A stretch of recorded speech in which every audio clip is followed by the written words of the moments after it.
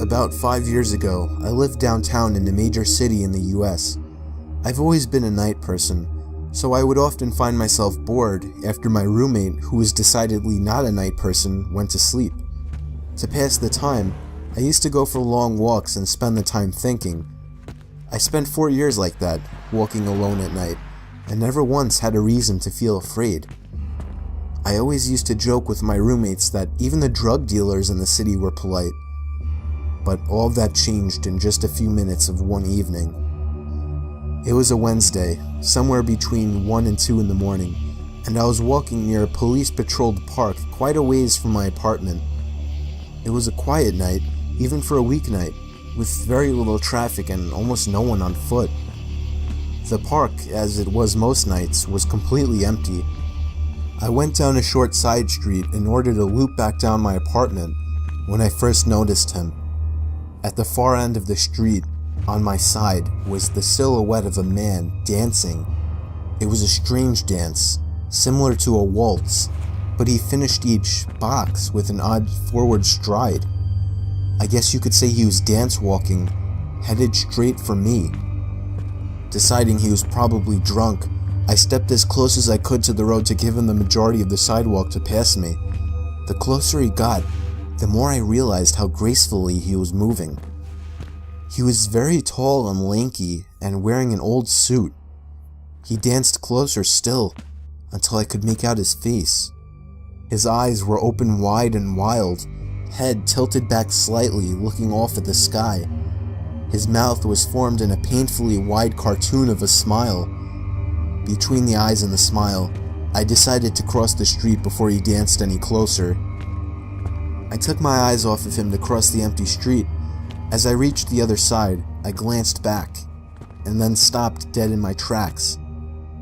He had stopped dancing and was standing with one foot in the street, perfectly parallel to me.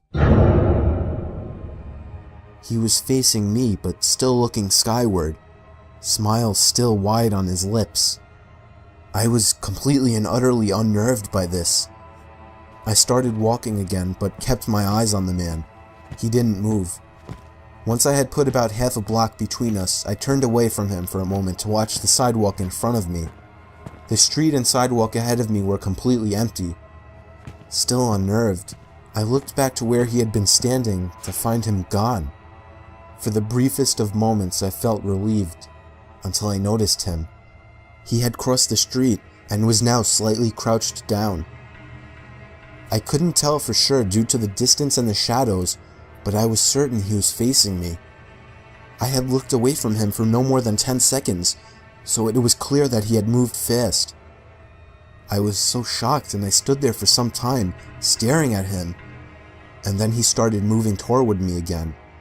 He took giant, exaggerated tiptoed steps, as if he were a cartoon character sneaking up on someone, except he was moving very, very quickly.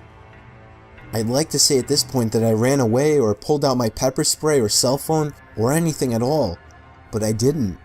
I just stood there, completely frozen, as the smiling man crept toward me.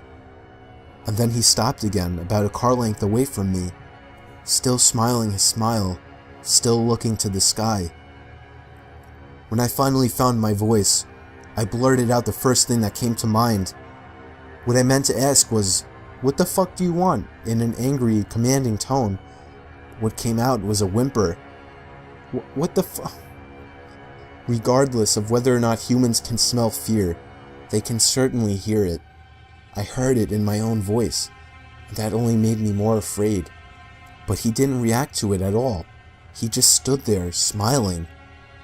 And then, after what felt like forever, he turned around, very slowly, and started dance walking away. Just like that. Not wanting to turn my back to him again, I just watched him go, until he was far enough away to almost be out of sight. And then I realized something. He wasn't moving away anymore, nor was he dancing. I watched in horror as the distant shape of him got bigger and bigger. He was coming back my way. He was coming back my way, and this time he was running. I ran too. I ran until I was off the side road and back onto a better lit road with sparse traffic. Looking behind me then, He was nowhere to be found. The rest of my way home, I kept glancing over my shoulder, always expecting to see his stupid smile, but he was never there. I lived in that city for 6 months after that, and I never went out for another walk. There was something about his face that always haunted me. He didn't look drunk. He didn't look high. He looked completely and utterly insane. And that's a very, very scary thing to see.